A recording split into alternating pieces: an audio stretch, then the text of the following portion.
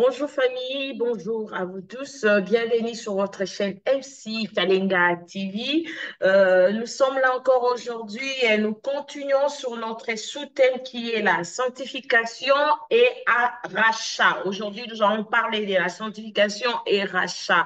N'oubliez pas, nous avons notre grand thème qui est le pardon du péché. Restez branchés sur votre chaîne. Aidez-nous à partager la vidéo. Aidez-nous inviter des amis, même sur YouTube.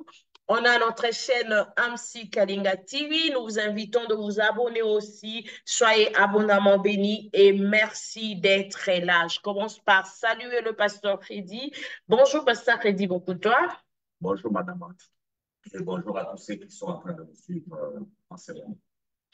Bonjour, pasteur, et merci pour la présence de notre frère Benjamin qui est avec nous. Et merci pour la présence de Madame Abigail, là où il nous suit, Madame Joël, Madame Précieux, Madame Dora et toute l'équipe de MC Kalenga TV. Soyez bénis. Et je laisse la parole au pasteur Crédit de nous parler de la sanctification rachat. À vous la parole, pasteur. Gloire au Seigneur. Euh, nous continuons dans la même perspective que nous étions depuis la fois dernière. Je salue en passant le directeur Sylvain Tambouka, qui est en train de nous suivre et qui a voulu participer non pas à l'émission d'aujourd'hui, mais à l'émission prochaine, parce que lui, il est regardant sur la marche chrétienne, qui fait partie de la sanctification, bien sûr, mais on va en parler le mardi prochain. Pour aujourd'hui, nous continuons à parler de la sanctification, mais cette fois-ci en observant son aspect de rachat. Nous avons dit la fois dernière, à partir de Hébreux 2, 11, que c'est lui qui sanctifie et ceux qui sont sanctifiés étaient issus d'un seul. Alors, l'aspect rachat va pratiquement nous aider à mieux comprendre ce que ce verset de Hébreux 2, 11 était en train de nous dire. Quand il faut regarder la sanctification comme un rachat, nous allons mieux le saisir. Et le texte de Hébreux 2, 11 est un texte clé. Nous avions dit qu'en matière de sanctification, aucun homme ne se sanctifie lui-même. Nous sommes sanctifiés par une personne autre. Et la personne autre, c'est la personne de Jésus-Christ lui-même. Et aujourd'hui, nous allons encore le démontrer cette fois-ci en parlant de la sanctification comme un rachat. Les textes bibliques, surtout dans l'Ancien Testament, qui sont en rapport avec la sanctification, sont des textes clés qui présentent le concept sanctification comme aussi un rachat. Et pour évoluer un peu vite, j'aimerais demander à notre bien-aimé Benjamin de nous lire quelques textes. Mais avant qu'il les lise, j'aimerais aussi que ceux qui nous suivent, parce qu'il y a eu beaucoup de questions qui ont été posées dans ce sens-là, tel que l'on connaît la sanctification, on la connaît dans le sens où l'homme doit agir. Et nous, nous avons dit clairement la fois dernière que quand on parle de sanctification, il faut enlever l'homme. Il faut enlever l'homme parce qu'il n'a aucun travail à faire dans la sanctification. Lui, l'homme, reçoit la sanctification. C'est ainsi que la loi n'a pas sa place en matière de sanctification. Les textes de Hébreux nous l'avaient bien dit que quand il a dit, il n'a voulu ni sacrifice ni holocauste, il a aboli les premières choses, ce que la loi demande. Donc, il a aboli toutes les prescriptions de la loi en matière de sanctification pour établir les nouvelles choses. Et la nouvelle chose, c'est laquelle? C'est la sanctification que nous avons en Christ. C'est-à-dire, la loi n'a pas de place. En matière de sanctification, nous n'avons pas besoin de loi. Et si la sanctification est une mise à part, vous allez constater que nous sommes mis à part avant la fondation du monde.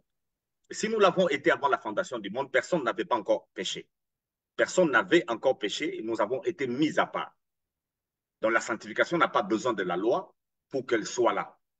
Cependant, est-ce que nous avons dit que l'Ancien Testament n'est plus d'actualité parce qu'il y a des gens qui tombent dans ce piège-là, qui sont en train de penser que comme en matière de sanctification, la loi n'a pas d'intérêt, donc l'Ancien Testament est caduque. C'est faux. L'Ancien Testament tel que les Écritures nous le disent, est l'ombre du nouveau. Comment un homme qui est face à la lumière peut manquer d'ombre? Si Dieu est lumière, si Jésus-Christ est lumière et que nous sommes face à la lumière qui est Christ, c'est que l'ombre demeure. Donc la lecture de l'Ancien Testament est d'actualité. Nous devons continuer à lire l'Ancien Testament, à l'étudier et à prêcher même l'Ancien Testament jusqu'à aujourd'hui. Cependant, quand nous prêchons l'Ancien Testament, nous le prêchons selon l'interprétation que Christ nous donne. Et cette interprétation, nous l'avons par les textes des Écritures, dans les Actes des Apôtres, ainsi que dans les Épîtres. Nous avons la bonne interprétation de l'Ancien Testament. Donc l'Ancien Testament reste d'actualité. Jusqu'à aujourd'hui, on peut lire l'Ancien Testament. Cependant, la différence entre nous et ceux de l'époque de la loi, nous lisons l'Ancien Testament pour ressortir Christ et ils lisaient l'Ancien Testament pour voir David, voir Abraham, voir Ésaïe et consorts. Nous lisons pour ressortir Christ. Donc l'Ancien Testament nous présente des types. L'Ancien Testament est l'ombre, l'Ancien Testament est symbolique et la réalité est en Christ. Et Christ est réel dans le Nouveau Testament, Christ est réel dans les Actes des Apôtres, il est réel dans les Épîtres. Donc l'Ancien Testament est encore d'actualité. Alors nous allons lire deux textes de l'Ancien Testament qui peuvent nous aider à comprendre Hébreux 2, 11. C'est lui qui sanctifie et ceux qui sont sanctifiés sont issus d'un seul. Nous parlons de la sanctification comme d'un rachat et n'oubliez pas, nous continuons à parler du pardon de péché. Ce pardon-là est un pardon éternel et dans cet aspect ici de sanctification, il s'agit du sang. Il s'agit du sang. Selon la loi, tout est sanctifié par le sang. Donc nous continuons à parler du sang comme moyen de sanctification et cette fois-ci, nous parlons de la sanctification comme d'un rachat. Nous y allons rapidement avec le psaume 78, le verset 35. Si ça peut être lu par notre bien-aimé Benjamin, au même moment, nous préparons Exode 6, 6.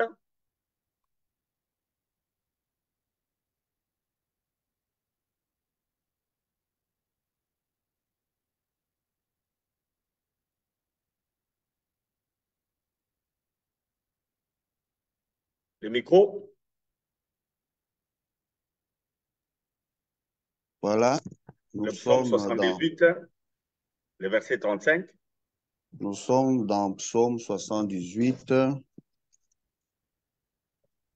au 35e verset. Ils se souvenaient que Dieu était leur rocher, que le Dieu très haut était leur libérateur. Ils se souvenaient, donc le peuple de Dieu se souvenait que Dieu était leur rocher et le Très-Haut était leur libérateur. Exode 6, 6.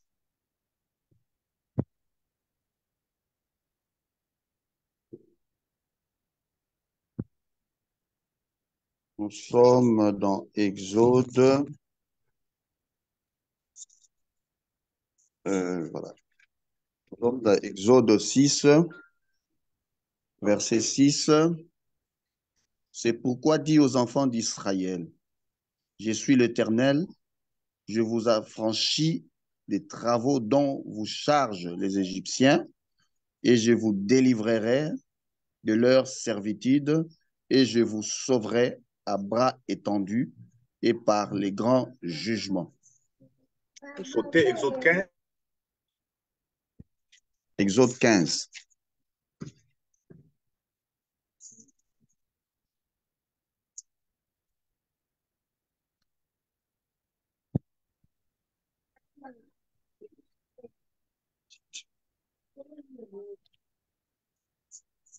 Vous avez dit Exode 15, pasteur? Oui, Exode 15, le verset 13. Verset 13. Par ta miséricorde, tu as conduit, tu as délivré ce peuple. Par ta puissance, tu le diriges vers la demeure de ta sainteté. Gloire au Seigneur. Et on associe à ça Exode 19, le verset 6. Nous sommes dans Exode 19. au 6e verset, la Bible dit, vous serez pour moi un royaume de sacrificateurs et une nation sainte. Voilà les paroles que tu diras aux enfants d'Israël. Et pour terminer, Lévitique 19, le verset 1er.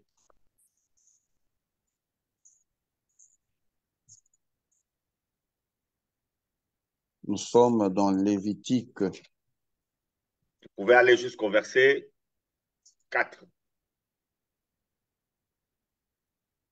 Lévitique 19, vous avez dit, pasteur. Oui, verset 1 à 4.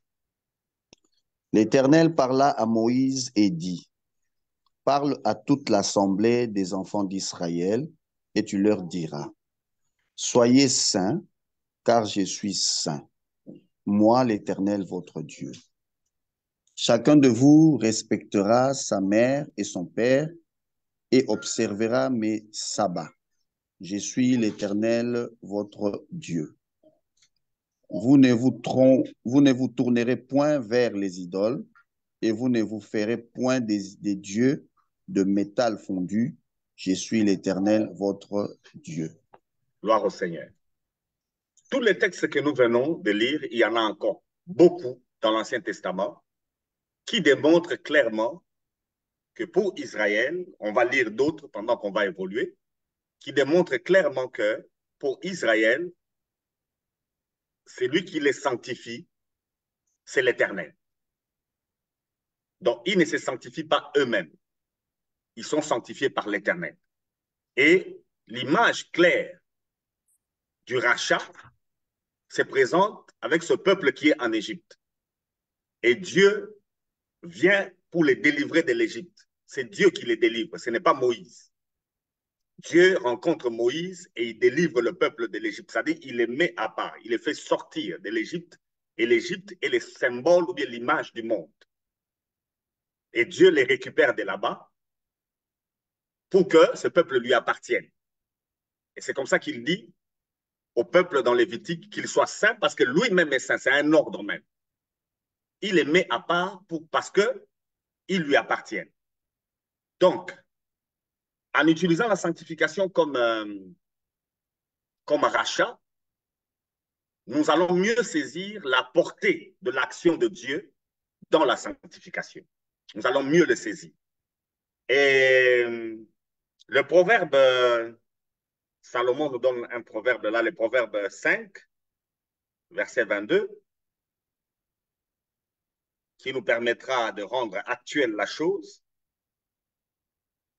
Le proverbe 5, le verset 22. Mon bien-aimé Benjamin, vous nous le lisez? Proverbe 5, 22. Oui. Voilà. Nous sommes dans le livre de Proverbes, chapitre 5, au 22e verset. Le méchant est pris dans ses propres iniquités. Oui. Il est saisi par le lien de son péché. Donc, pour Salomon, c'est lui qui vit dans le péché et esclave du péché. Il est saisi par les liens de ses péchés, les méchants. Il est pris dans ses propres iniquités et il est saisi par les liens de son péché. Alors, si Israël a été esclave en Égypte et que Dieu l'a retiré de l'Égypte, l'homme est esclave du péché et Dieu l'a retiré du péché.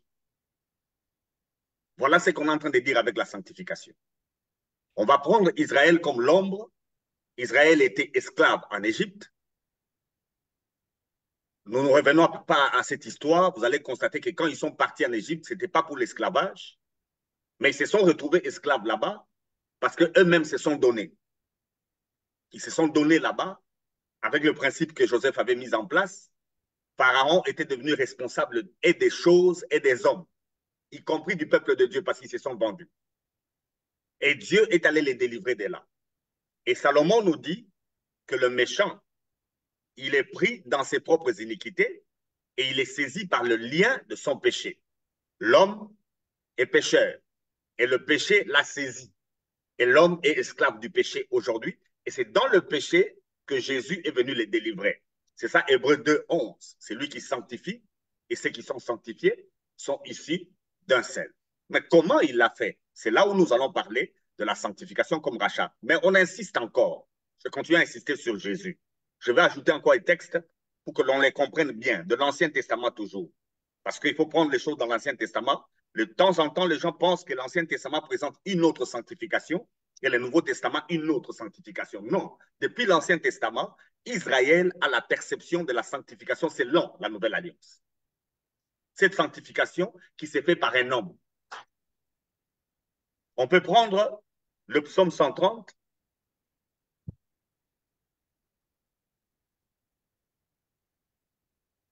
Le verset 7. Psaume 130, le verset 7. 130, verset 7. Israël, mets ton espoir en l'Éternel, car la miséricorde est auprès de l'Éternel et la rédemption est auprès de lui en abondance. Associé Ésaïe 44, verset 2 et 1. Verset 21. Verset 21. Ésaïe 44, verset 21. Donc, on pouvait prendre même jusqu'à Ésaïe, 23. oui, Ésaïe 44. 21, 23. Souviens-toi de ces choses, ô Jacob, ô Israël, car tu es mon serviteur, je t'ai formé, tu es mon serviteur. Israël, je ne t'oublierai pas. J'efface tes transgressions comme un nuage et tes péchés comme une nuée. Reviens à moi, car je t'ai racheté. Cieux, réjouissez-vous, car l'Éternel a agi. Profondeur de la terre, retentissez d'allégresse. Montagne, éclatez en cris de joie. Vous aussi, forêt, avec tous vos arbres, car l'Éternel a racheté Jacob, il a manifesté sa gloire en Israël. Gloire au Seigneur. J'aime beaucoup de gens qui aiment chercher la gloire de Dieu. Je ne pense pas qu'on a une autre gloire de Dieu que le pardon qu'il a accordé à son peuple. Et depuis l'ancienne alliance, Israël ne croit pas que lui, Israël, peut se racheter. Il ne croit pas que lui-même peut se retirer de sa situation de pécheur. Israël croit que le rachat passe par l'Éternel. Ça, c'est David qui nous en parle et le prophète Ésaïe nous en a aussi parlé et beaucoup de Moïse en a parlé. C'est Dieu lui-même qui rachète son peuple. Ce n'est pas le peuple qui se rachète, mais c'est Dieu qui les rachète. C'est Dieu qui les met à part. Or, le rachat, la mise à part, ça veut juste dire la sanctification. Nous connaissons les mots. Ici, le mot hébreu qui apparaît le plus, c'est le mot Goël. Goël qui veut dire racheté par un proche parent. Racheté par un proche parent. C'est le mot qui apparaît dans les textes que nous venons de lire. Gahal, Goël. Ça veut dire racheté par un proche parent. Et tous les textes ici nous présentent cet homme-là qui rachète et qui est proche parent de ceux que lui est en train de racheter. Alors, quand Israël écoute que Dieu va faire miséricorde, il le fera au travers d'un homme qui est proche parent d'Israël. Et cet homme-là, c'est Jésus. Donc, on peut s'arrêter là et on peut continuer. Ok, merci beaucoup, pasteur. Moi, je pense que jusque-là, nous avons liqué la parole qui est claire. Frère Benjamin, je ne sais pas si vous avez une question sur base à ce que le pasteur venait de lire. En tout cas, jusque-là, non. Gloire au Seigneur. Donc, nous allons continuer avec notre étude. Alors, ce que je venais de dire dans l'Ancienne Alliance, maintenant, je le place dans la Nouvelle Alliance. En clair, avec Galates. Et nous allons rejoindre certaines questions que notre bien-aimé Benjamin nous a posées la fois dernière. Nous allons dans Galates 4. On n'arrive pas d'abord à Galates 5, là où il a parlé de tous ces gens-là dont Paul a dit qu'ils n'hériteront pas le royaume. On est d'abord dans Galates chapitre 4. Nous pouvons lire du verset 3 au verset 7. Galates 4, verset 3 au verset 7, nous lisons. Nous aussi, de la même manière, lorsque nous étions enfants, nous étions sous l'esclavage de principes élémentaires du monde. Mais lorsque les temps ont été accomplis, Dieu a envoyé son Fils, né d'une femme, né sous la loi, afin qu'il rachète ceux qui étaient sous la loi, afin que nous recevions l'adoption. Et parce que vous êtes fils, Dieu a envoyé dans nos cœurs l'esprit de son Fils, lequel crie Abba Père. Ainsi, tu n'es plus esclave, mais fils. Et si tu es fils, tu es aussi héritier par la grâce de Dieu. Gloire au Seigneur. C'est pour récupérer tout ce qu'on a lu en haut dans l'Ancienne Alliance. Écoute Israël, l'Éternel te rachète et Dieu dit que la terre se réjouisse, que les arbres se réjouissent parce que lui, il a racheté son peuple. De la même manière, nous aujourd'hui qui parlons, nous sommes fils de Dieu parce que le Seigneur nous a rachetés, le Christ nous a rachetés. Et en nous rachetant, qu'est-ce qu'il fait? Maintenant, ici, on est en grec. En grec, le rachat veut dire agorazo. C'est le verbe racheter, agorazo. Maintenant, ici, Jésus nous rachète d'où? Du monde. Et le mot qui apparaît, c'est exagorazo. C'est-à-dire, il nous prend du marché. C'est comme quand vous allez au marché, quelque chose est au marché, appartient à la personne qui vend. Mais quand vous versez votre argent, vous prenez la chose, elle n'est plus la propriété de celui qui vend. Elle devient votre propre propriété à vous, mais vous ne laissez pas.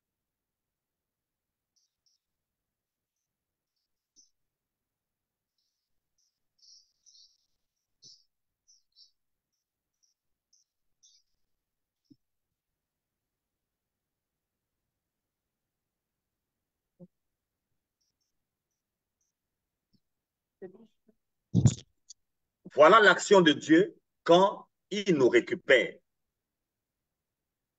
Quand lui nous rachète, il nous prend du monde et il nous amène chez lui. Pendant que nous sommes là, personne ne doit croire qu'il est encore dans le monde. Nous ne sommes plus dans le monde. Nous avons été retirés du monde dans ce rachat et nous avons été amenés ailleurs. Là où nous sommes actuellement, ce n'est pas dans le monde. Nous sommes ailleurs. La sanctification, c'est être mis à part. Nous ne sommes plus dans le monde. Donc, notre débat ne peut plus être un débat mondain. Quand nous introduisons les choses du monde, c'est comme si nous n'acceptons pas que nous sommes là où on nous a placés. Après avoir été rachetés, nous avons été retirés du monde et nous avons été placés ailleurs. Et c'est de là que nous vivons cette vie chrétienne. Quand nous parlons de la marche chrétienne, vous allez bien le comprendre. Mais ici, quand il y a le rachat qui est fait, nous devons comprendre que la sanctification est un acte qui ne vient pas de nous, qui vient de celui qui nous rachète. Et je ne veux pas y revenir. Les autres vidéos en ont parlé. C'est par son sang qu'il a payé le prix. Le rachat s'est fait par un prix. Et le prix, c'est le sang. Quand il a montré son sang auprès du Père, automatiquement, nous qui croyons, il nous a retirés. Nous sommes fils de Dieu avec le Saint-Esprit en nous et nous avons été déplacés. Nous ne sommes plus dans le monde. Pardon, nous ne sommes plus du monde, bien qu'étant dans le monde. C'est ça la meilleure façon de parler, comme Jésus l'a dit. Merci, pasteur. Frère Benjamin, sur la sanctification, vous avez une question. Moi, il y avait un verset qui m'est échappé. Non, non. En tout cas, jusque-là, il n'y a pas de... J'aurais voulu qu'il y ait beaucoup d'interlocuteurs. Malheureusement, nous ne sommes qu'à 3 pour le moment. Donc, Bon, il y a d'autres qui sont là, qui n'ont pas mis de vidéo. Ils sont là, mais ils peuvent toujours parler. Lisez-moi Colossiens 1, de verset 13.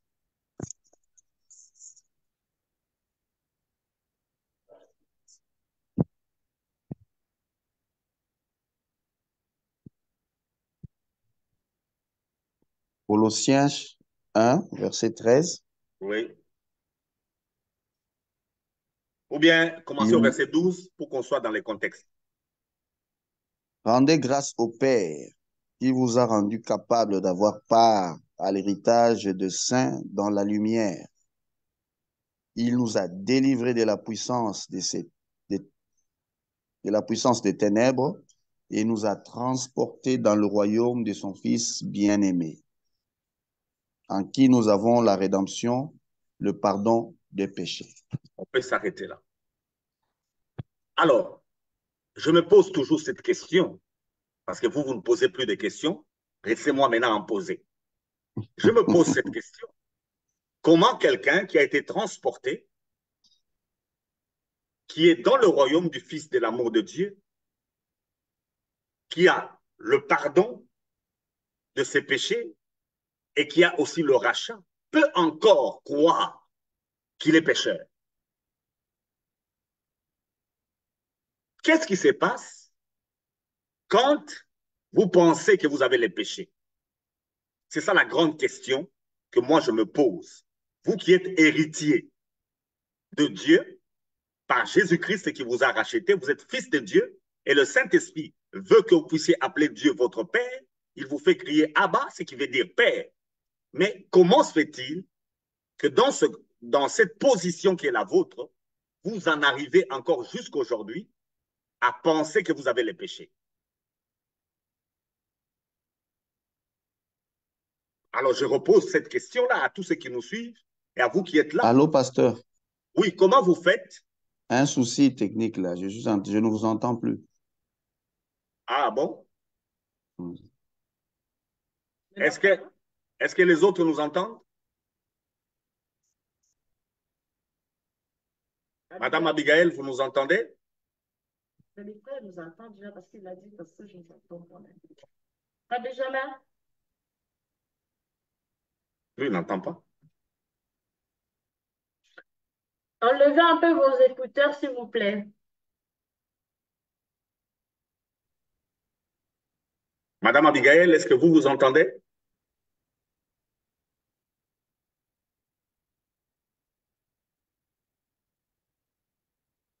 Oui, à tous ceux qui nous suivent, je continue à parler le temps que la technique s'arrange avec notre bien-aimé Benjamin. Nous devons saisir ceci, qu'il y a quelque chose qui dérangera et qui dérangera toujours. C'est quand un fils de Dieu, un chrétien, est en train de constater qu'il est pécheur. Parce que si vous comprenez que vous avez été pris dans le marché du péché et vous avez été amené dans le royaume du Fils de l'amour de Dieu, alors comment se fait-il que jusque-là, vous constatez que vous êtes encore au marché? Comment pensez-vous que vous êtes encore dans le péché? C'est à ce niveau-là qu'il y a un sérieux problème. C'est à ce niveau qu'il y a un sérieux problème sur lequel l'Église doit s'attarder pour essayer de réfléchir. Qu'est-ce que nous enseignons aux gens? Ces versets sont clairs. Vous voyez que même les questions sont difficiles à poser parce que les versets sont clairs. C'est tiré dans les Saintes Écritures, tout ce que nous sommes en train de dire. Quelle est la position que nous occupons aujourd'hui? Nous avons été transportés et par le Seigneur lui-même et il nous a amenés dans le royaume du Fils de son amour. Ce Fils, le verset 15 nous dit, il est le reflet même de sa personne. Alors, sous quelle base nous pouvons encore dire que le péché est lié à notre personne? Quelle est la base? Quels sont les textes qui doivent dire que dans la position qui est la nôtre aujourd'hui, le péché peut encore être lié à notre personne? Alors, moi, j'allais poser une question sur 1 Pierre 1, 14 à 16. Là, il a dit, si je peux lire, Oui. euh, comme des enfants obéissants, ne vous laissez plus diriger par les pensions que vous gouvernez autrefois, au temps de votre ignorance. 15. Au contraire, tout comme celui qui est vous a appelé est saint, soyez saint dans votre comportement. Comment est-ce qu'on peut parler de la sainteté dans le comportement si la sainteté veut dire mise à part? Donc, c'est Christ qui nous sanctifie, comme on a dit. Oui. Mais ici, on nous demande d'être Voilà, saints dans notre c'est bon. comportement. Veuillez nous expliquer ces versets ici, pasteur. Merci beaucoup. Nous l'avions déjà dit ici que dans la Bible, il n'y a pas de contradiction. Premier élément, quand on comprend la sanctification comme un rachat, avec le concept grec exagorazo, c'est-à-dire on a pris au marché et on a amené chez soi. Et Colossiens nous le démontre que par le rachat, il nous a retirés et nous a transportés dans le royaume du Fils de son amour. C'est de là que nous sommes en train de parler pendant que nous sommes là. Nous vivons dans la foi. Et notre foi nous fait croire que nous sommes assis avec Christ dans le royaume du Fils de son, dans le royaume de Dieu, pardon. C'est là où nous sommes assis avec Christ. Alors, cette position ici, pour interpréter un Pierre 1, 14, 16, pour interpréter ce verset-là, vous allez comprendre, c'est clair. Dans notre comportement, nous devons accepter notre position. Nous sommes au ciel. Nous n'avons pas de péché. Ça doit être ça notre comportement. Nous devons accepter que le pardon du péché, nous l'avons. Peu importe ce qui vous arrive, acceptez que par le sang de Jésus, Dieu ne vous regarde pas comme un pécheur. L'émission passée, on l'a terminée avec Dieu qui regarde le monde. Quand il regarde le monde, il le voit au travers du sang de Jésus. Et quand il voit le sang, il considère que le monde est bon. C'est le verset d'Ésaïe 44 qui dit que la terre doit se réjouir. Les montagnes doivent se réjouir. Pourquoi? Parce que Dieu a racheté son peuple. Dieu a racheté son peuple. Si Dieu a sanctifié son peuple, le monde lui-même devient saint.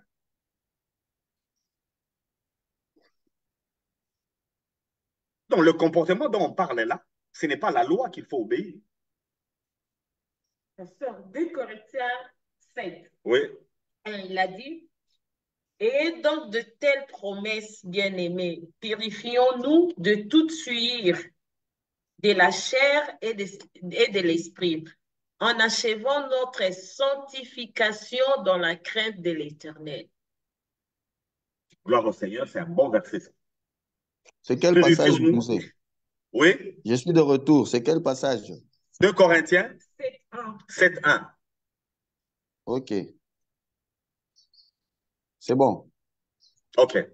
Ces genres de passages sont des bons passages. Paul parle aux Corinthiens. Ces Corinthiens, tels qu'ils sont là, sont des chrétiens.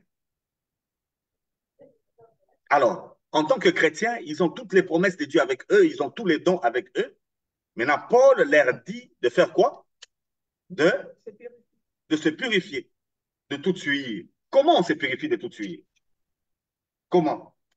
Ce n'est pas l'homme qui se purifie, c'est qui? C'est le Seigneur qui purifie l'homme. L'homme, lui, marche par la foi, il croit. C'est ce que Pierre disait là-bas par rapport au comportement. Les Corinthiens doivent croire que tels qu'ils sont là, ils ont le Saint-Esprit avec eux. Et comme ils ont le Saint-Esprit, ils marcheront comment? Galates le dit, par l'Esprit. C'est ici que je veux bien expliquer. Parce que la Bible n'a pas été écrite en français. Le mot Goël que je vous donne, le mot Goël que je viens de vous donner, il apparaît une fois dans Néhémie, le chapitre 13, verset 29. Une fois. Avec le sens de suivre. Pas avec le sens des rachats.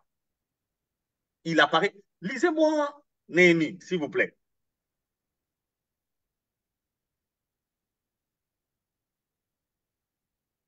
Le mot Goël, qui veut dire racheter, qui veut dire rédemption, mais dans Néhémie, il apparaît sous la forme que Paul utilise ici et que Paul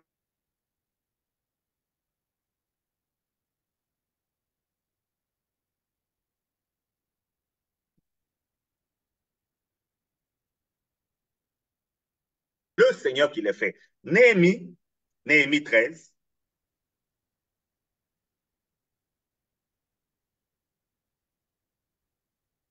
Vous y êtes, mon bien-aimé?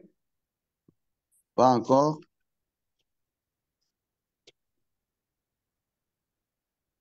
Moi, je suis en train de chercher les livres de Néhémie ici. Parce que ce sont des livres qu'on lit rarement. Mais il faut les situer dans les Écritures. Ce sont des livres historiques et ils sont placés. Ça vient juste après Ruth, hein? Non? Non, non, non, non, non, Esdras. Esdras, Néhémie, Esther. Oui. Avant le livre Poétique. Hein. Poétiques, avant les livres Voilà. poétiques. C'est là où on place les livres historiques. Voilà. Néhémie, quel chapitre? 13, Mhm. le verset 29. Voilà. Je suis dans Néhémie 13, verset 29. Je lis. Souviens-toi d'eux, ô mon Dieu, car ils ont souillé le sacerdoce et l'alliance contractée par le sacrificateur et les Lévites. Gloire au Seigneur. C'est la prière dont vous parliez la fois dernière. Vous vous rappelez de la prière de Néhémie. Quand on a dit qu'il faut Voilà, chercher dans la Bible un seul homme qui a demandé pardon. Vous aviez cité Néhémie. voilà, Et on est là en train de voir comment Néhémie a fait plusieurs prières à Dieu demandant pardon pour son peuple en tant qu'un médiateur entre Dieu et son peuple. Et Néhémie, pour ceux-là qui doivent nous suivre, doivent savoir que c'est un homme politique. Ce n'est pas un prophète. Néhémie, c'est un politicien qui a été envoyé par le roi Artaxerxès pour aller rebâtir Jérusalem. Alors, Néhémie, dans ce texte ici au verset 29, utilise le mot Goël pour parler de la souillure, Madame Andy. Donc, quand Paul parle aux Corinthiens pour qu'ils se purifient de leur souillure, en fait, il fait une nuance entre le concept de sanctification, dans son sens racheté, et dans son sens souillure. Est-ce que vous avez compris? En fait, racheter veut aussi dire souillure. Ce mot-là a aussi le sens de souillure. Et dans la Bible, il a été utilisé une seule fois, dans l'Ancien Testament, sous la forme, c'est le texte de Néhémie. Dans les textes de Néhémie, dans les textes originaux, là où ils donnent, car ils ont souillé. Le verbe qui est là, c'est les kahal, qui était là. Le même mot-là signifie aussi mise à part. Et en clair, qu'est-ce que le peuple a fait? Qu'est-ce que le peuple a fait? Dieu a mis à part les sacerdoces. Qu'est-ce que le peuple a fait? Dieu a mis à part les sacerdoces. Qu'est-ce que le peuple a fait? Le peuple aussi a mis à part les sacerdotes contre Dieu. Ça s'appelle une souillure. Quand vous vous prenez, vous vous éloignez de Dieu. Vous vous mettez aussi à part, n'est-ce pas? Quand quelqu'un cherche à se sanctifier lui-même, il se met à part, oui ou non?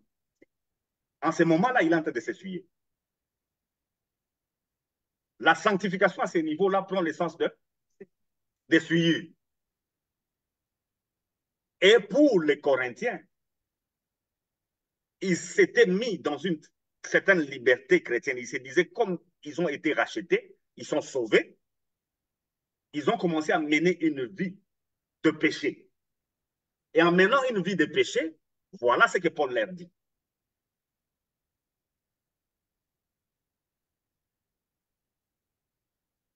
Est-ce que je suis clair?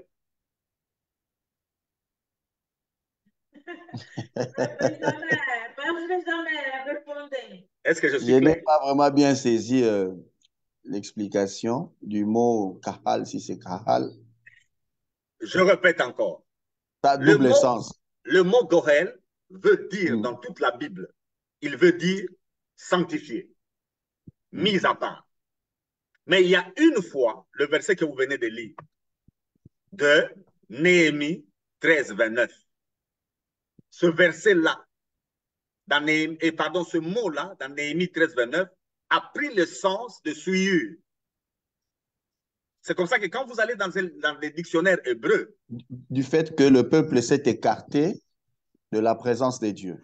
Du sacerdoce. Ils ont changé les sacerdoce. Voilà, ils ont changé les sacerdoces. Ils ont méprisé le sabbat de Dieu. Parce qu'en clair, c'était le sabbat. Voilà. Dieu avait sanctifié les sabbats. C'est-à-dire, personne ne travaille le sabbat, mais le peuple commençait à travailler les sabbats. Et à cause de ça, Dieu l'a rejeté. Maintenant, c'est ce que Néhémie a dit là-bas. Il a utilisé les mots pour le rachat. Il a utilisé en termes de souillure. Et c'est ce que maintenant l'apôtre Paul est en train de dire aux Corinthiens, qu'ils puissent faire quoi? Se sanctifier de toute souillure. Parce que, bon, Pasteur, si je peux paraphraser selon ma compréhension, c'est comme nous avons en français s'engager et se désengager. Ça doit avoir la même racine. OK. Ça Ouais. doit avoir la même racine. Mais l'autre dans un sens, et l'un dans un sens et l'autre dans l'autre. Si je comprends bien, pour être un peu plus clair, quoi. Oui, je vous donne une bonne compréhension maintenant. Voilà.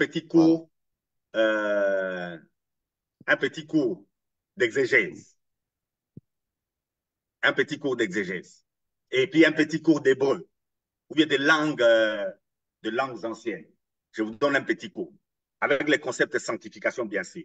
Prenons juste le concept de sanctification et essayons de le voir. Essayons de le voir ensemble. La sanctification, il y a une réalité dans les langues anciennes qui n'est pas le temps. Dans la conjugaison, nous avons le temps, mais nous avons aussi des mots. Il y a un mode qu'on appelle le calme dans l'hébreu. Si vous avez le mot kadosh, sanctification, au calme, qui est la première apparition, parce que la racine telle que vous parlez, la racine, c'est K-D-L, kadol. Kadal, c'est ça la racine. Alors, cette racine-là veut dire être mise à part. Ça veut dire consacré. Ça veut dire sanctifié. Ça, c'est quand vous êtes au calme. Le calme exprime ce que nous appelons le passif ou l'actif aujourd'hui. C'est-à-dire, quand le mot sanctification apparaît, le kadosh apparaît, au calme, comprenez son sens comme le fait d'être mis à part, le fait d'être consacré, le fait d'être sanctifié. Ça peut prendre même le sens d'interdit, comme le sabbat, par exemple. Le sabbat est une journée sanctifiée. C'est dans le sens du calme. Ça, c'est le mode. Maintenant, il y a un deuxième mode qui est le nifal, qui apparaît plusieurs fois. Le nifal met en place la conscience dans l'action. Il intensifie la chose. Alors, le même mot prendra maintenant le sens de quoi? C'est montrer sacré ou majestueux. Quand c'est au nifal, on regarde l'homme. Vous voyez? Le même mot sanctifié, quand il est au nifal, on te regarde maintenant, toi, tu es en train de te montrer comme quelqu'un qui est saint. Le mot là veut dire au calme, on te sanctifie, on te met à part. Mais au nifal, c'est toi qu'on regarde. Au nifal, on te regarde, toi, tu es quelqu'un qui se montre comme quelqu'un d'honoré, de sanctifié. C'est là où il a dit dans Lévitique, soyez saints. Être saint. Soyez, il vous demande à vous être saint. C'est le nifal. C'est vous qui vous montrez saint. On vous a mis saint.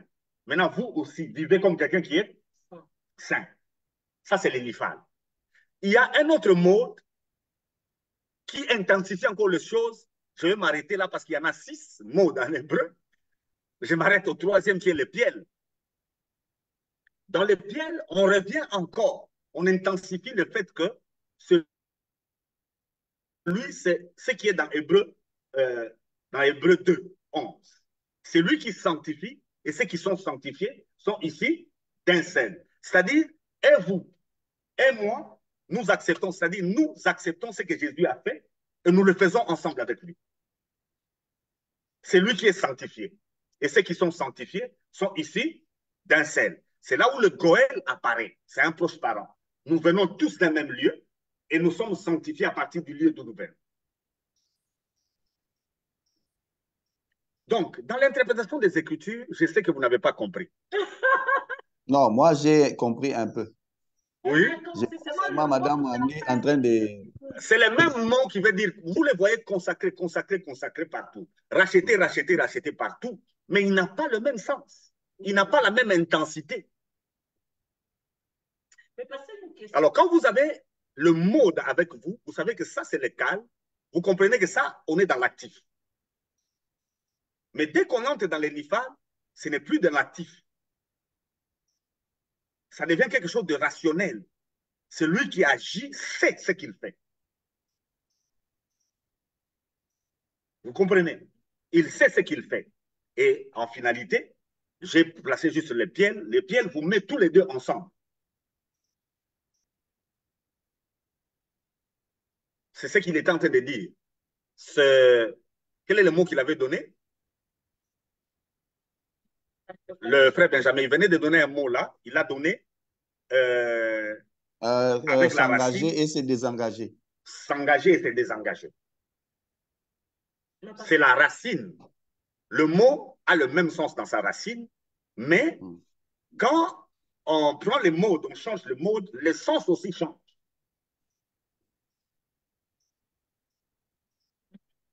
Les sens Oui, aussi bon, changent. je manque d'exemples, mais en latin, on a vu aussi de la conjugaison comme ça. Surtout en latin, il y a des temps primitifs. Avec le temps primitif, là, donc, c'est compliqué. Bon, les interprètes de la Bible, le plus souvent, ne rentrent pas dans ce genre de choses. Ils sont pressés de prendre le mot parce que partout il y a rachat, rachat, rachat. Ils pensent que ça signifie la même chose. Suivre, c'est toujours le goël qui veut dire racheter.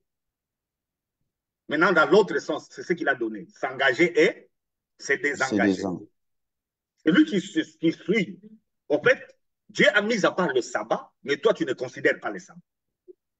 Qu'est-ce que tu as fait? Tu t'es souillé. Mais c'est le même mot en hébreu. Okay. Oui. Pasteur, on a toujours entendu parler de que la sanctification est progressive. Oui. Vous êtes d'accord avec cela? Ce n'est pas biblique. Il n'y a aucun verset qui...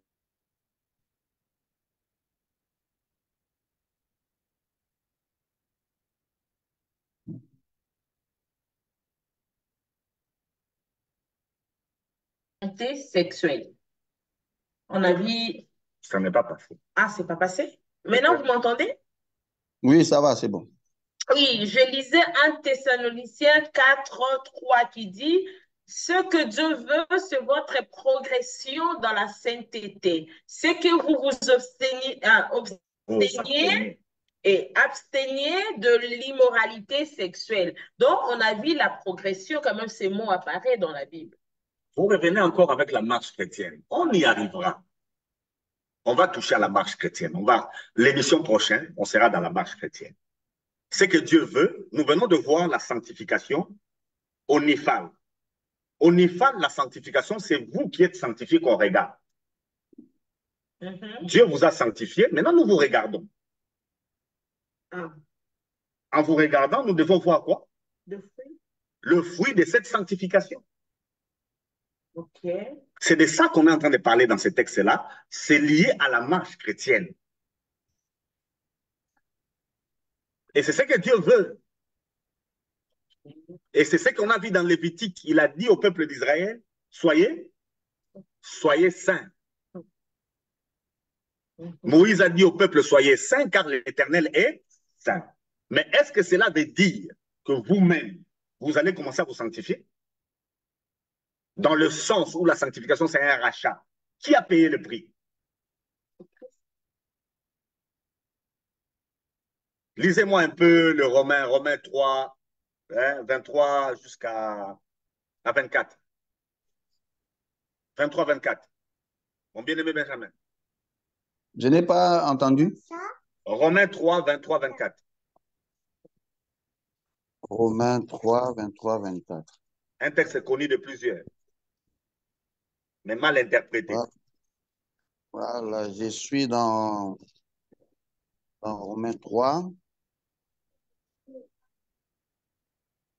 23, 24. Car tous ont péché et sont privés de la gloire de Dieu. Et ils sont gratuitement justifiés par sa grâce, par le moyen de la rédemption qui est en Jésus-Christ.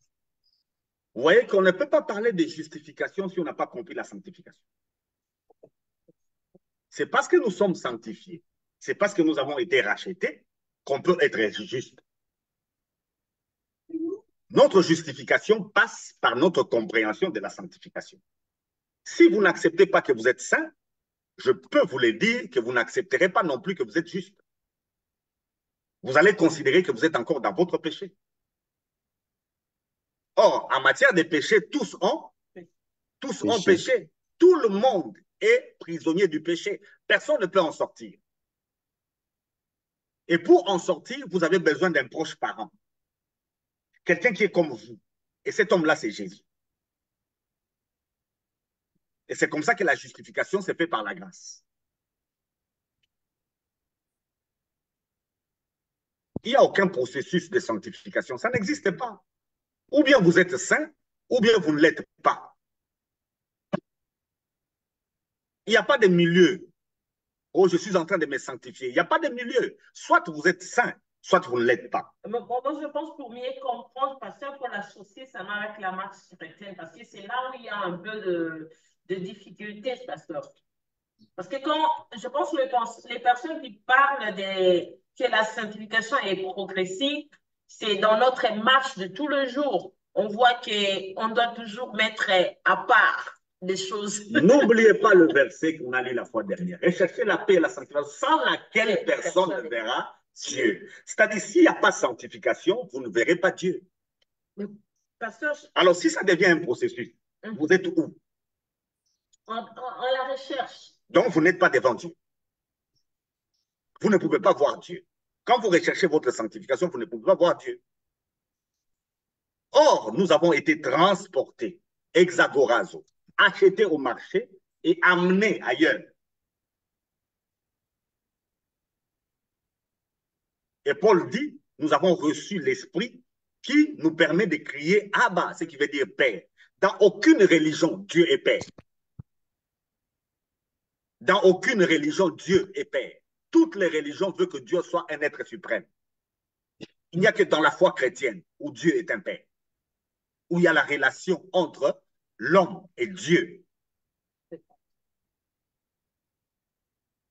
Ce n'est que normal parce que dans la foi chrétienne, nous acceptons la dispensation du Fils, mais dans les autres religions, ça n'existe pas. C'est ça qui crée notre différence. Notre différence avec toutes les foi qui existent sur cette terre, c'est que nous n'avons plus de péché. Nous sommes saints. Nous ne travaillons plus pour notre sanctification, nous sommes saints. Alors, quand vous travaillez encore pour votre sanctification, je vous dirai seulement que vous êtes païen. Vous n'êtes pas encore sauvé. Et quand vous faites ça, vous êtes en train de souiller le sacerdoce de Dieu. Dans la nouvelle alliance, l'homme ne fait rien. Dieu a tout fait. C'est dans l'ancienne alliance où il y a un contrat entre Dieu et l'homme. L'homme doit faire. Mais même dans cette alliance-là, l'homme a échoué et nous l'avons vu. L'homme ayant échoué, Dieu lui a dit, je le ferai moi-même. Même ceux de l'ancienne alliance ne croyaient plus à eux. Ils attendaient. La femme samaritaine dit à Jésus, quand le Messie viendra, quand le Messie viendra. Parce qu'ils ont dit, nous avons échoué. Et c'est ce que Néhémie est en train de dire. Il présente le Goël comme la souillure, quand le peuple s'y met. Quand vous travaillez pour votre sanctification, vous vous souillez. Pour mieux dire vos péchés.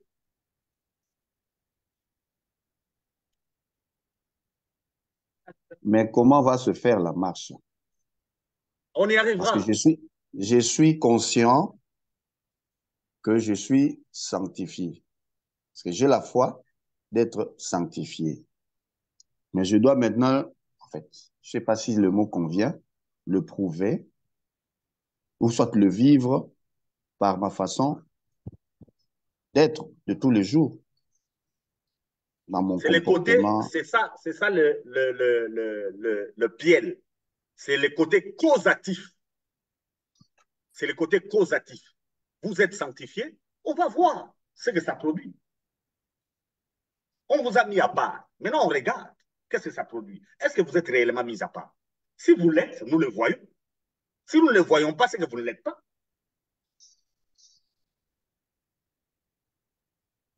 C'est que vous ne l'êtes pas. Chief. Comment quelqu'un peut-il dire qu'il est saint et qu'il s'est méconduit? C'est ce que Paul dit aux Corinthiens. Ça ne tient pas. Chief, alors le jeune homme là qui a pris la femme de son père, il s'est méconduit. Mais regarde ce que l'apôtre dit. C'est pour la mort, pour que son corps meure et que son esprit soit sauvé. Donc, lui, il est déjà saint. Même s'il a pris la femme de son père, il est saint. C'est de ça que je parle. Parce que vous avez dit, vous dites que vous êtes saint, mais vous continuez à vous méconduire. Ouais. C'est comme ça que j'ai pris cet exemple, l'exemple de ce garçon. Oui, dans la marche chrétienne, on verra le travail de votre corps. On verra que vous devez dominer sur votre corps. Vous n'êtes plus esclave. Celui qui est dans le monde est esclave de la chair. Vous n'êtes plus esclave de la chair. C'est une question qui doit être, en tout cas, trop bien expliquée. Sinon, nous risquerons de tomber toujours dans le piège. Bon, je suis déjà sauvé. Bon, je dois vivre ma vie comme je veux, et ainsi de suite. Bon, si vous vivez votre vie comme vous voulez, nous dirons comme l'apôtre Paul, on va vous livrer à Satan. Nous allons dire comme l'apôtre Paul. Mais vous nous dites que livrer à Satan, c'est excommunier. Mais du moins, il ne faut pas le saluer, il ne faut pas s'asseoir avec lui, afin que son corps connaisse la mort et que son esprit soit, comment? Sauvé. Oui. Parce qu'avec Dieu, c'est l'esprit. Hein, bon, on a ça en anglais, bien que je vais connaître ma mort physique, mais mon esprit sera sauvé. Oui, on y arrivera. C'est de ça que je parle. On y arrivera, le causatif, parce que nous allons vivre une vie éternelle avec le Seigneur. Et la position dans la vie éternelle dépend de notre vie, de notre marche chrétienne. La position que nous allons occuper dans l'éternité dépendra de notre marche chrétienne. Oui, pasteur, je sais. Mais d'aucuns disent que, ah, voilà, bon, même si là-bas je suis pousse-pousseur, mais je suis déjà dedans. Donc, il n'y a pas de problème. Ouais, même si je suis au bas niveau, au niveau le plus bas, l'essentiel est que je me retrouve déjà. Donc, c'est ça. Oui, c'est normal, c'est normal. Quand on est enfant, on parle de cette manière-là. Quand on atteint de la maturité, on va parler comme la maman de Jean et de Jacques qui a dit à Jésus, regarde ce que mes enfants font avec toi. Alors, quand tu reviendras, lui, il doit être à ta droite, l'autre à ta gauche. Et Paul le dit lui-même, il traite durement son corps pour qu'il ne soit pas rejeté à la fin. C'est-à-dire, lui qui a été grand pasteur sur la terre, et on arrive au ciel, c'est un petit. Il ne veut pas de ça. Quand on a grandi, on ne réfléchit plus de cette manière-là en disant c'est juste entrer. Entrer, c'est juste le salut. Mais la mission, ce n'est pas pour rentrer au ciel. La mission, c'est pour occuper une position au ciel. Pas de problème, mais la finalité, Chief. Je suis déjà en Europe, bien que je n'ai pas encore de travail, mais je suis quand même là. Je mange quand même bien. J'ai de quoi me vêtir, ainsi de suite. Déjà, l'exemple que vous venez de donner là est compliqué. Hein? Non, je sais. En hiver, vous êtes dehors. Je parle à la manière des hommes. Vous verrez que l'Europe, là, vous allez regretter votre pays. Non, mais ça, c'est terrestre. Mais là-bas, il n'y aura pas d'hiver. Il n'y aura pas de souffrance, Chief. Effectivement, vous avez raison. Mais on y arrivera. Parlons d'abord du rachat. On y arrivera dans cette marche chrétienne. Je sais que le chrétien est là-bas. Après qu'il soit converti, le chrétien se pose la question. Maintenant que je suis converti, après. Parce que je suis déjà sauvé. Et après. Maintenant, l'Église a voulu faire croire aux chrétiens qui ne sont pas encore sauvés. En présentant une sanctification progressive. Ça, c'est diabolique. Là, je suis d'accord avec vous. Ça c'est diabolique. On ne doit pas avoir peur de dire aux gens ce que Jésus a fait pour eux. C'est comme ça que je dis, cet enseignement-là par rapport à la marche, ça doit être en tout cas bien expliqué aux chrétiens pour, en fait, comment dirais-je, manifester ou témoigner de cette sanctification dont ils ont reçu de la part des dieux. Mais parce qu'il faut bien, comme vous avez dit, livrer au Satan, C'est comme si c'est seulement son âme doit être sauvée, mais il faut bien expliquer, c'est la mort que Nous nous ne sommes pas dépensons de la encore dans la personne. marche, nous ne sommes pas encore dans la marche chrétienne. Pourquoi vous aimez beaucoup la marche chrétienne?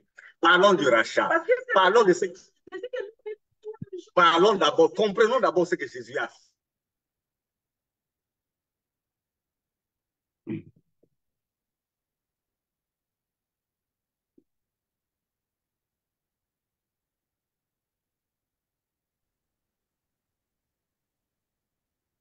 Je On vous est là. écoute. On est là. Avant d'en arriver à la cause, parlons d'abord de ce qui va causer ça. C'est une conséquence du salut. Mais parlons d'abord du salut en soi. Parlons de ce rachat. Comprenons qui a racheté, comment il l'a fait. Nous l'avions déjà dit, c'est par son sang. Et en nous rachetant, il ne nous a pas laissés au marché. Parce qu'il y a des gens qui pensent qu'ils sont encore abandonnés dans le monde. Jésus ne nous a pas laissés. Il nous a transportés. Quand le Père nous a rachetés par Jésus, il nous a transportés et nous a fait asseoir dans le royaume du Fils de son amour. Pendant que je parle, vous et moi qui croyons sommes assis avec Christ dans cette gloire. Les montagnes sont contentes. Oui. Double degré d'existence. Mais voilà, voilà. Nous ne sommes pas du monde, bien que nous sommes dans le monde. L'exemple type que je peux donner du rachat, Ruth avec qui ça? Boz. Avec Boz. Ruth est Moabite. La loi dit que la Moabite ne peut pas entrer en Israël. La Moabite est essuyée. Vous voyez le Gohel là? La Moabite est essuyée. Maintenant, quand elle vient, un seul mot peut la mettre sur le chemin. C'est toujours le mot Goël, la suivre qu'elle a en tant que Moabite. Elle doit passer par le rachat. Mais qui doit la racheter?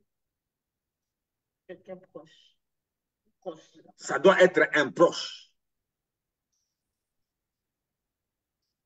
Et vous lisez Ruth 2, vous allez comprendre. Et la période des juges dans la Bible, cette période-là, la période des juges, n'a de sens qu'à cause de Ruth. Les gens prêchent Gédéon, les gens prêchent Jephthé, les gens prêchent Samson. La période de Ruth, c'est une période où le peuple avait donné le dos à Dieu. Et une seule personne a fixé le regard à Dieu, c'est Ruth, pendant cette période-là.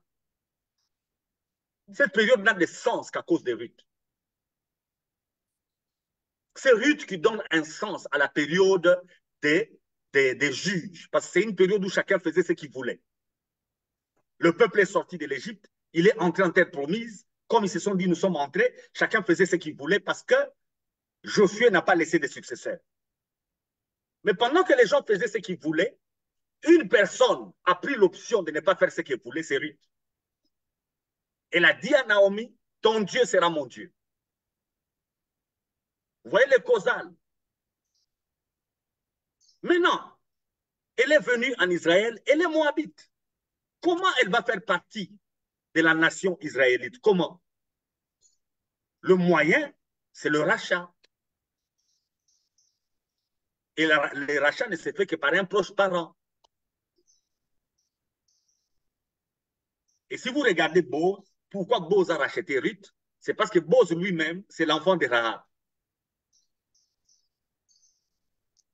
Quand Josué est en train d'entrer en terre promise, il y a une étrangère, Rahab, qui a cru au Dieu d'Israël et qui est rentrée en Israël. Elle a donné naissance à un enfant. L'enfant, là, c'est Boz.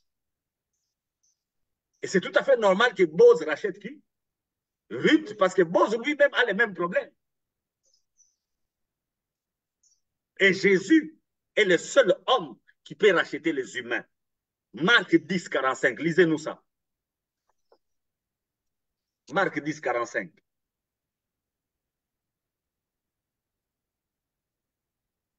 Marc 10, verset 45.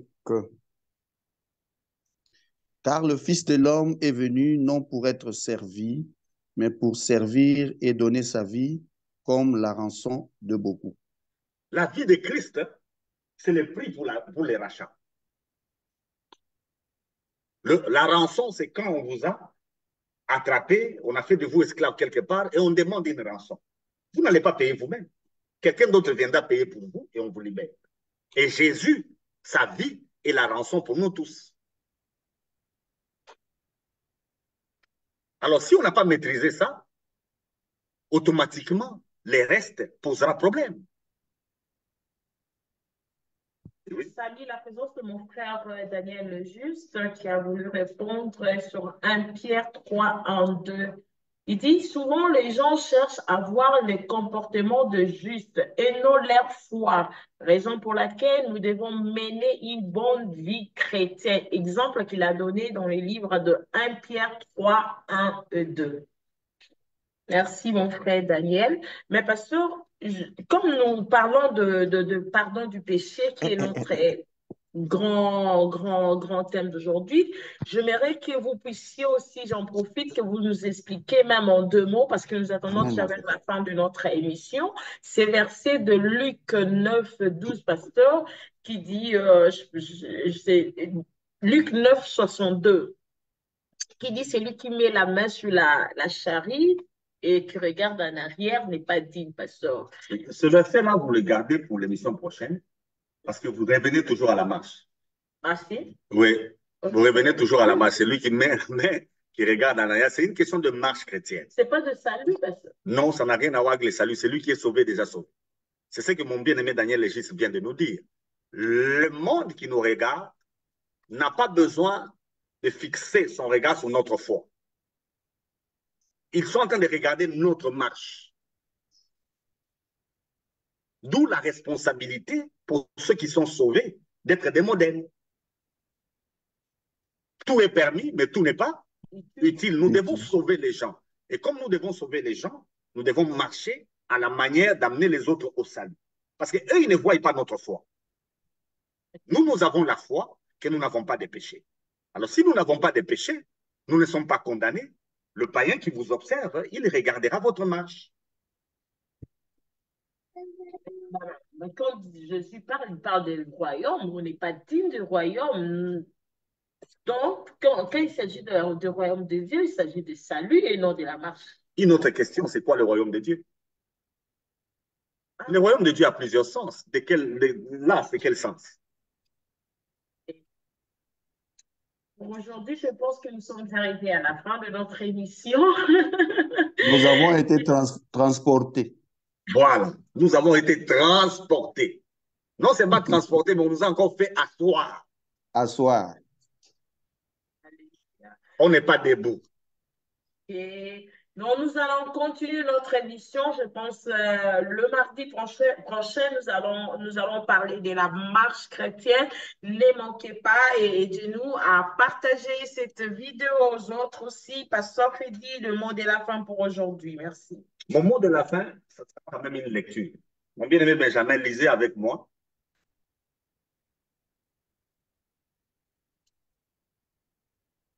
Le psaume 49. Aujourd'hui, je suis resté dans l'Ancien Testament. Parce que les gens pensent que quand nous traitons de la sanctification, nous n'avons pas besoin. Ah, je salue mon bien-aimé Lukoki. Que Dieu soit loué. Psaume 49. Le psaume 49, parce que les gens disent que quand nous parlons de sanctification, selon la Nouvelle Alliance, nous utilisons seulement des textes de la Nouvelle Alliance. Nous laissons les textes de l'Ancienne Alliance qui demandent aux gens de se sanctifier.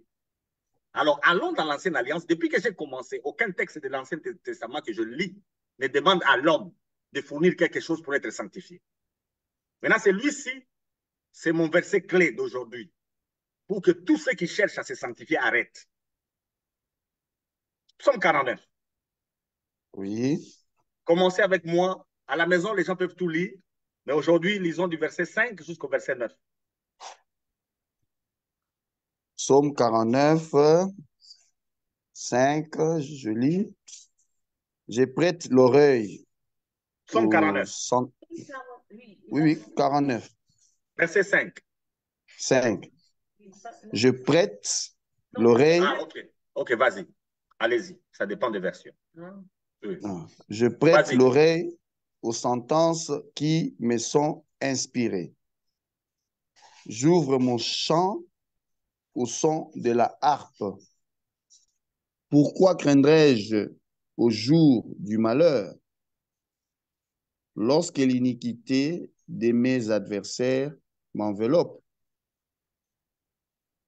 Ils ont confiance en leurs biens et se glorifient de leur grande richesse.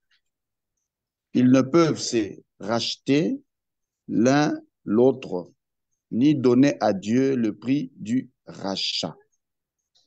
Le rachat de leur âme est cher et n'aura jamais lieu. Verset 9. Verset Le 10 rachat chez de vous. leurs âmes. Verset 10 chez vous. Ils ne vivront pas toujours, ils n'éviteront pas la vue de la fosse. En quelque sorte, l'enfer. Voilà. Donc, on vous a demandé de donner une offrande pour vos péchés. Vous irez en enfer avec. On vous a demandé de jeûner pour que vous soyez saints. Vous irez en enfer avec. Tout ce qu'on vous a demandé n'amènera pas la sanctification dans votre vie. Et c'est David qui nous en parle. David a un temple avec lui. Et le temple-là peut permettre à quelqu'un d'aller se faire sanctifier. Mais Dieu n'a voulu ni sacrifice, ni holocauste, ce qui se fait selon la loi. Dieu a refusé ça. Parce qu'il y a des gens qui pensent qu'à un moment donné, Dieu acceptait le sang des animaux. Dieu n'a jamais accepté le sang d'un animal. Jamais. De la même manière qu'il n'a pas accepté le sang des hommes, en refusant le sang d'Abel, en refusant le sang d'Isaac, Dieu n'a pas non plus accepté le sang des animaux. Tout ce que vous faites pour votre sanctification n'est que suivi. Ça n'arrivera jamais. Si vous voulez vous sanctifier, croyez à ce que Jésus a fait. Un point, un trait. C'est Jésus qui nous a rachetés. Et Jésus est un homme comme nous. Il n'est pas un esprit. Il a participé à votre souffrance. Il a participé à votre douleur. Il a aussi vécu ce que vous vivez. Mais il a réussi. Il n'est pas tombé. Pourquoi il n'est pas tombé? Pour que vous ne tombiez plus. C'est pourquoi il n'est pas tombé. Et son sang est le seul et l'unique prix qu'il a payé pour que vous ne soyez plus esclaves du péché. Et pendant que je parle, vous êtes saints. N'attendez pas la mort pour qu'on vous sanctifie. Vous êtes saints. Marchez comme quelqu'un qui est saint. Déclarez-vous comme saint parce que vous l'êtes. Et personne ne peut vous condamner. Et personne ne peut vous convaincre même de péché. Et tout pasteur qui vous enseigne à agir pour votre sanctification, dites-lui que ça ne peut pas se faire.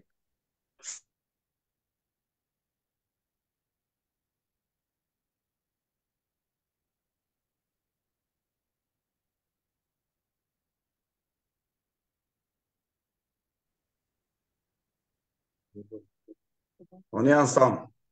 Un problème technique pour clôturer, pour qu'on prouve qu'on est encore dans le monde. C'est pourquoi quand vous êtes dans la mission, n'utilisez pas les moyens virtuels. Le moyen virtuel est dangereux, ça peut bloquer. Vous voulez prier pour un malade et puis ça bloque. Le malade mourra. Si vous voulez servir Dieu, déplacez-vous, allez vers la personne. Jésus a quitté le ciel, il est venu nous sauver. Nous aussi, si on veut s'entraider, il faut se déplacer, aller vers votre frère. Quittez cette histoire de virtuel. Ça ne sauve personne. Le moyen bon, c'est qu'on doit se voir. On doit être en contact pour expérimenter la communion fraternelle. Le jour de mon anniversaire, pour clôturer, j'ai reçu beaucoup de cadeaux en virtuel. Les gens m'ont envoyé des gâteaux en virtuel. Oh, j'ai vu beaucoup de gâteaux, mais je n'ai pas reçu d'argent de quelqu'un. Je n'ai rien reçu de quelqu'un. Et les chrétiens commencent à vivre en virtuel. Les saluts, il faut approcher la personne, parler avec elle, être en contact avec la personne. Donc, je clôturerai là. Quiconque vous enseigne un rachat ou une sanctification venant de vous, il vous trompe, ça n'a pas de prix, ça ne se fera pas. Merci beaucoup, Pasteur Freddy Boukoutoua. Merci à mon frère Benjamin. jamais. Et merci à toute personne qui nous a suivis aujourd'hui. Que Dieu vous bénisse abondamment. On se voit le mardi prochain.